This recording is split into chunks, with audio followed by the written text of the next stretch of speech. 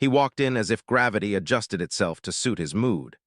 Alejandro Vega didn't just enter a room. He occupied it, consuming all the air, all the attention, and all the oxygen.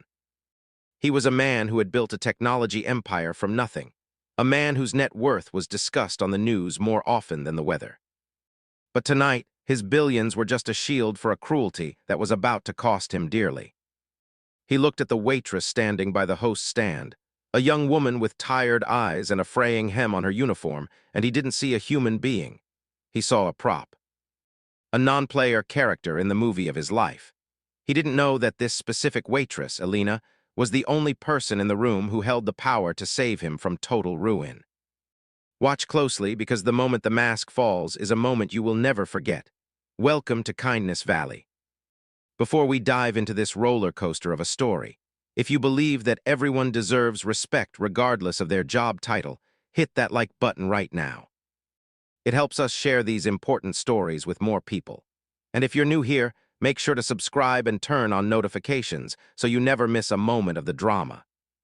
Now let's get back to the Obsidian Room. The restaurant, Silo, was perched on the 50th floor of the downtown skyline, suspended in the clouds like a glass jewel box. Outside, a storm was battering the city, turning the streets into rivers of black oil and neon reflections.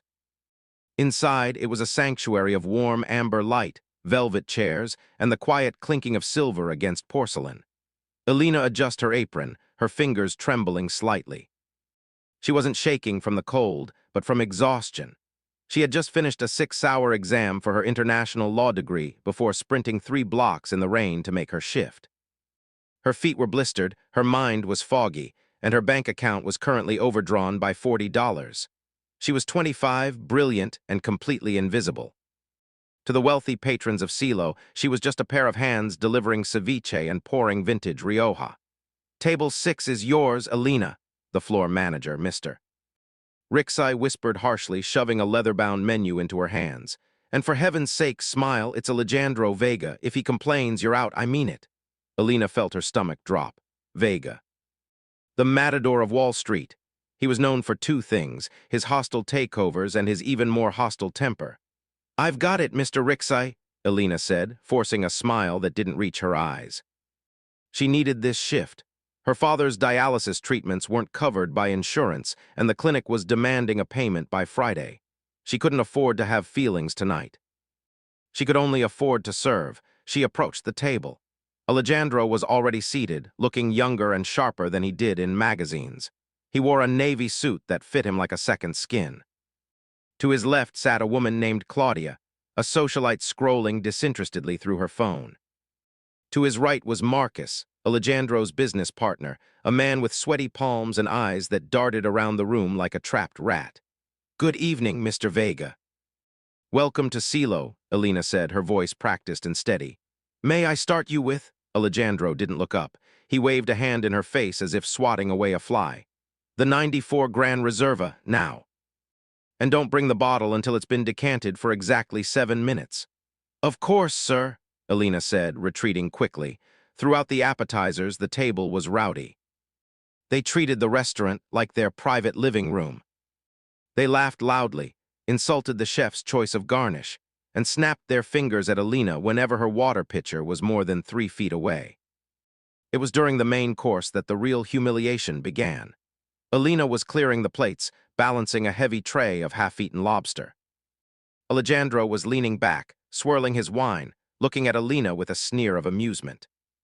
He turned to Marcus and switched languages, sliding effortlessly from English into a rapid-fire, arrogant Spanish. "Mayra esto," Alejandro chuckled, gesturing at Elena with his wine glass. "Pobrecita. Look at her shoes, they are falling apart." Elena froze. Her back was to him as she placed the dirty dishes on the tray. Her grandmother was from Madrid, and her mother was a literature professor in Mexico City before they moved to the States. Spanish wasn't just a language to Elena, it was the language of her heart, her history, and her law studies. She understood every syllable. She didn't turn around. She bit the inside of her cheek until she tasted iron. Just walk away, she told herself. Rent, dialysis, tuition, but Alejandro wasn't done. He wanted a show. He wanted to impress Claudia, who looked bored out of her mind. Ti apuesto $1,000, Alejandro continued, his voice dripping with disdain. I bet you $1,000 she barely finished high school. She probably goes home to a basement and watches soap operas, dreaming of a man like me to save her. Marcus laughed, a nervous, barking sound. You are terrible, Alejo. Terrible? I am honest, Alejandro replied, still in Spanish. Some people are born to lead and some are born to clean up my mess. It's the natural order. Look at her hands. Rough, ugly. She has no idea we are even talking about her. That was the breaking point. It wasn't the insult about her shoes. It wasn't even the comment about the basement. It was the arrogance of assuming her silence meant stupidity. Elena set the heavy tray down on the service station with a loud clatter. The noise cut through the dining room. Mr. Rixai looked up from the bar, eyes wide with panic. Elena turned around. She walked back to table 6. She didn't walk like a waitress. She walked like a lawyer entering a courtroom to deliver a closing argument. She stood at the edge of the table, clasped her hands in front of her apron, and looked Alejandro Vega directly in the eyes. The table went quiet. They expected an apology. They expected her to ask if they needed more bread. Instead, Elena took a deep breath and spoke. Her voice was low, resonant, and her Spanish was impeccable, Castilian, refined with the vocabulary of a poet. Caballero, she began, the word hanging in the air like a blade. My shoes may be old, Mr. Vega, because I spend my money on my father's medical bills, and my hands are rough because I work double shifts to pay for my law degree. Alejandro dropped his fork. The sound of silver hitting fine china was deafening in the silence. His jaw went slack. Claudia looked up from her phone, her mouth forming a perfect O. Elena wasn't finished. She shifted her gaze to Marcus, then back to Alejandro. Intelligence is not defined by the uniform you wear, but by the manners you show to those who serve you. You may have billions in the bank, but tonight you are the poorest man in this room. Your soul is bankrupt. She finished in English, crisp and cold. Enjoy your Gran Reserva, sir. It has been decanted for exactly 7 minutes. For 10 seconds, nobody breathed. The air in the restaurant seemed to have been sucked out the window. Alejandro Vega, the man who made CEOs cry in boardrooms, sat there stunned, his face turning a deep, embarrassed shade of crimson. He had been stripped naked in front of his peers by a woman he hadn't deemed worthy of eye contact. Marcus let out a low whistle. Damn, Alejo, she got you. Alejandro's eyes narrowed. He looked furious, but underneath the fury there was something else, curiosity. He wasn't used to people fighting back. Who are you? He whispered. I am your waitress, Elena said, her chin high. My name is Elena, and I will be sending someone else to clear your table. She turned on her heel and marched toward the kitchen. She was shaking so hard her teeth rattled. She knew what was coming. Mr. Rixai was already storming toward her, his face purple with rage. What did you do? Rixai hissed, grabbing her arm near the kitchen doors. I saw him stop eating. I saw the look on his face. Did you spill something? I served him reality, Elena said, pulling her arm away. You're fired, Rixai spat. Get your things, get out now. Wait, the voice came from the dining room. It was deep and commanding. Alejandro Vega had stood up. He ignored the food, ignored his date, and walked across the plush carpet toward them. Rixai immediately crumbled into a bowing, scraping mess. Mr. Vega, I am so sorry. She is leaving immediately. Incompetent. I will comp your entire meal. Be quiet, Alejandro said without looking at him. He stopped in front of Elena. He was tall, imposing, but he wasn't looking at her with anger anymore. He was studying her. You study law? He asked in English. International corporate law, Elena replied, refusing to back down. Top of my class. And you speak Spanish like a diplomat, he added. Better than you, she shot back. Your accent is lazy, Rixa gasped. Elena.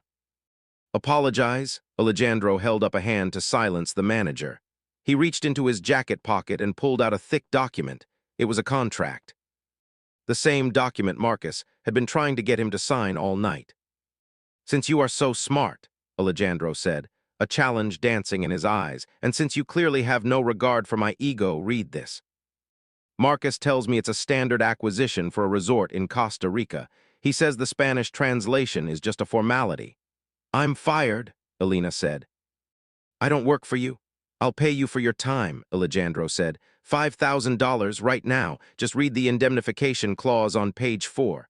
$5,000. That was the dialysis. That was rent for 3 months. Elena hesitated, then took the document.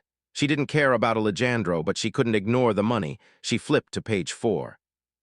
Her eyes scanned the dense legal Spanish. It was tricky, filled with jargon meant to confuse the reader. But she had spent the last 2 years translating trade agreements for her thesis. She stopped at the bottom of the page. She read it twice. Then she looked up at Marcus, who was still sitting at the table, now looking pale and sweating profusely. "Well?" Alejandro asked. "Do not sign this," Elena said quietly. "Why?" "Because," Elena switched to Spanish to be precise, pointing at the paragraph. "This clause here, it is not a standard liability waiver. It's a debt transfer vehicle. If you sign this, you aren't just buying a resort. You are accepting personal liability for the previous owner's unpaid loans to the cartel-backed unions in the region." She looked Alejandro in the eye. "It's hidden in the passive voice.